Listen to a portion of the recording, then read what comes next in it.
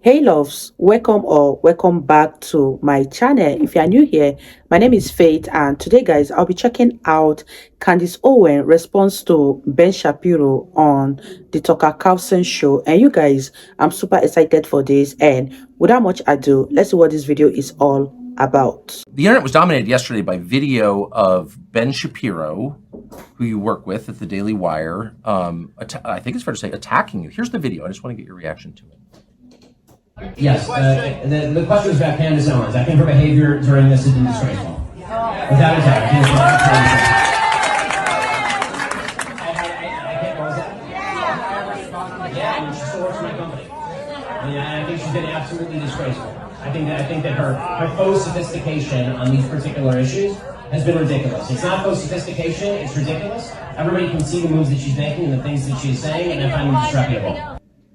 So maybe there's a point in the video where he explains what exactly you did wrong and how you were wrong. I haven't seen it. But to call somebody, quote, absolutely disgraceful, particularly a coworker, seems like a pretty big step. And I really don't know the background here. What is that about?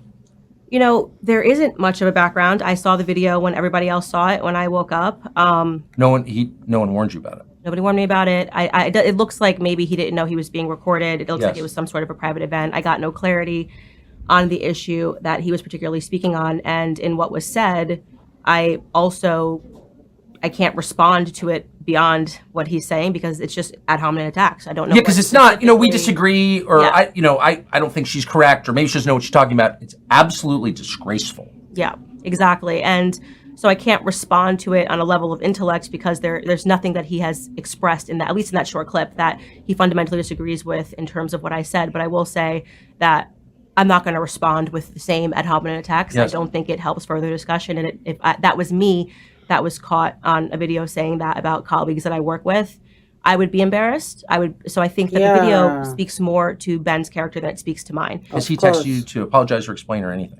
No, nothing. I haven't heard a single word. It just was sort of something that he said. And you know what? Ben and I have many disagreements, so I don't think that that's particularly something that's interesting.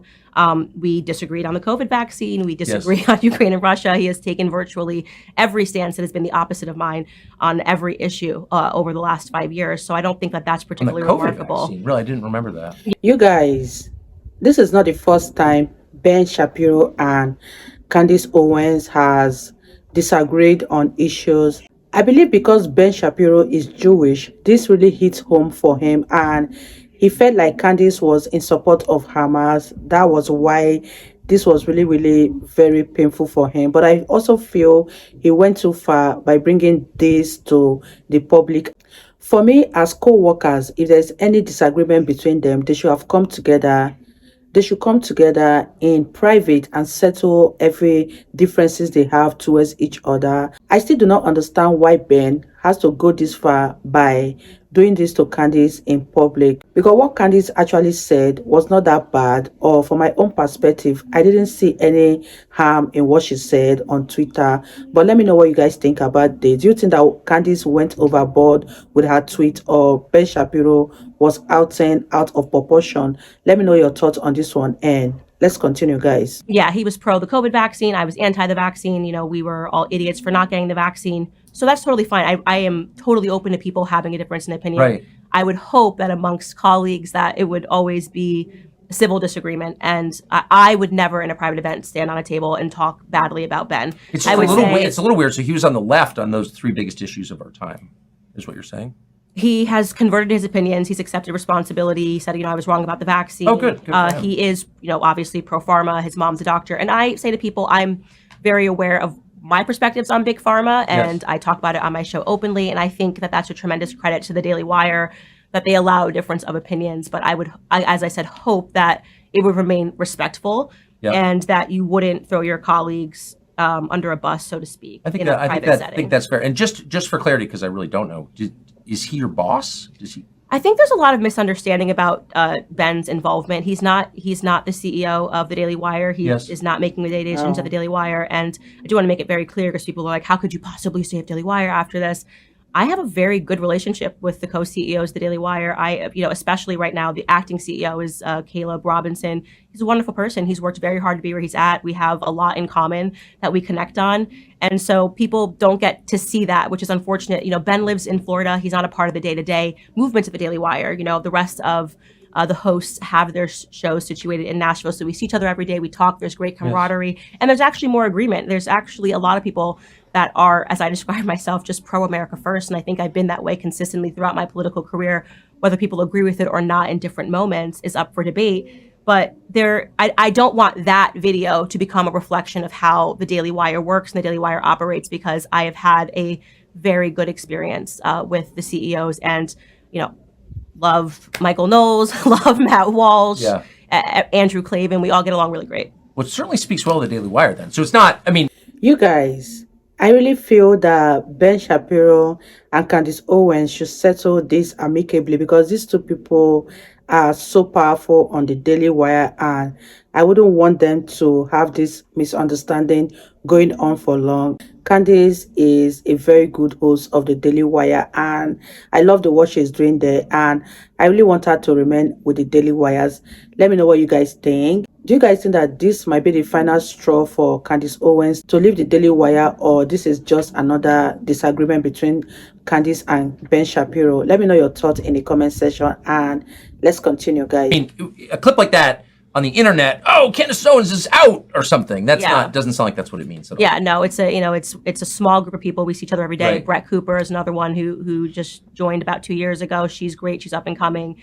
And there's a lot of stuff that we're working on. And that's why I think this video is even more unfortunate, because people see him as a figurehead, rightfully so, of the Daily Wire. And it allows people to, speak energy into the Daily Wire that isn't necessarily there, because he's not there on a day-to-day basis. Okay, that's very interesting. So if we could take 3 steps back and give us the context for this debate, how are you on different sides of it? I haven't heard you endorsing Hamas, like you're not. No. Well, I have not endorsed Hamas in any way, and yet people have interpreted things that I say, or actually rather things that I don't say. It's becoming very much reminiscent to me, and why I have used my platform to say this, of Black Lives Matter, where if you don't say anything, they say your silence is violence. If you say something and it's even-handed and it's nuanced, which is to say, during the times of Black Lives Matter, you might say, I don't support police brutality. Who does? I don't support racism. Who does? But also, I think that police are a crucial part of every city. We need to have policing in cities. So these calls to defund the police are immoral and wrong and are going to lead to more Black deaths. People didn't want that nuance. When following George Floyd, there was no nuance. You had to explicitly say defund the police. You had to post a Black square. If you didn't post a Black square on Instagram, by the way, specifically on the platform of Instagram, and you maybe were busy that day, maybe you were in another country, maybe you just didn't log on to Instagram, you were accused of being a racist. That's serious. I'm seeing a lot of that behavior right now when it comes to the Israeli-Palestinian conflict, a conflict that I have seen every single person, including myself, condemn what happened on October 7th. Because who wouldn't condemn terrorism? It's obvious. Who would not condemn innocent Israelis dying? But if you then say that it is also sad when an innocent Palestinian child dies, suddenly this is pro-Hamas, or you need to say, even when you're talking about how sad it is that a child dies, you need to button that statement by saying, but that child was a human shield. That's not going to be my response. First off, as a mother, that's not going to be my response as somebody who is about to give birth. When I see these images of children involved on both sides of the conflict, I've pointed to the people that are mocking dead Israeli children and said that they are horrific. I am even keel on this matter, and yet people think that you need to be extreme. So people that have become more radical and extreme are perceiving a moderate stance as not enough. And because I was about to say, people can disagree with you or agree with you or whatever, but you certainly don't seem radical on this topic. I'm definitively not radical. My stance has not changed in terms of whether or not America should be involved in this conflict. Whether we were talking about Afghanistan, my comments have been clear. They've been documented for years. Whether we are talking about Ukraine and Russia, my comments have been clear and they have been documented. You guys, I totally agree with what Candace Owens said, because once it comes to this Hamas and Israel war that is going on, one has to be careful on whose side you are on, because the media can really twist someone's statement to mean another thing entirely, because the media can twist a statement from what it originally meant to another thing entirely. Candace Owens saying that she doesn't want to see innocent Hamas children die does not mean that she's pro-Hamas, because these are innocent children and none of us want to see both the innocent children from either Hamas or Israel perish in the course of this war. So what she was advocating for was for peace between the two countries, but everything was misinterpreted that she is pro-Hamas, which is not the case here.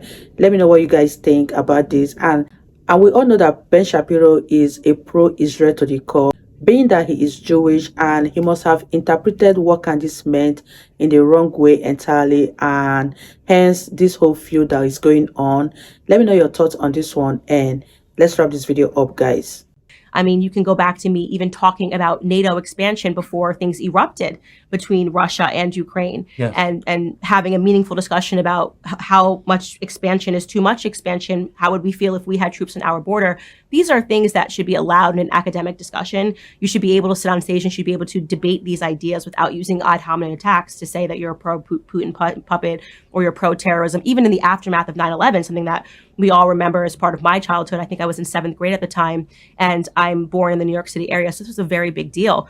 If a person the day after 9/11 wanted to debate the Patriot Act, it's not fair to call them terrorist sympathizers. No. Actually, they would have been proven right in the long run. That that's act, true. we give up a lot of our freedoms. And I think there was only one congressman, a Republican, that was against the Patriot Act at that time. So it's important, actually, when you start making decisions in a highly emotional time, that people sit down and have these academic debates. And there are people that are saying, no, it doesn't matter because people are dead, that you need to just choose a side, and that needs to be it. It needs to become tribal. There's also, I can't help but notice that your views reflect mine, I would say pretty much. I'm an American. I was horrified by what happened on October 7th. I think it was pretty strange. I don't really understand how it happened, but innocents died, and that's awful. And I hated watching that. And I feel so sorry for the Israelis who were killed. However, there's an emotional response that is disproportionate, I think, on the part of some commentators. I mean, our country's being invaded right now by millions of young men whose identities we don't know, who probably don't even like America, and they're now living here. Over 100,000 Americans die every year of fentanyl. I've known a couple. Those are real tragedies. I've never seen anything like the emotion from any commentator around those tragedies as I'm watching about a foreign tragedy. I think that's odd. You guys, that was such an insightful one, and I'm so glad that Candace Owen came to clear her side of the story, because she was totally not wrong in this situation. Ben Shapiro went overboard by bringing this to the public. That is all I need to say, and let me know what you guys think about this video. I really had fun reacting to this. If you guys totally enjoyed watching, give this video a massive thumbs up, comment, share, and all that good stuff. And this is me officially signing out. I will see you guys in my next video. Bye, guys.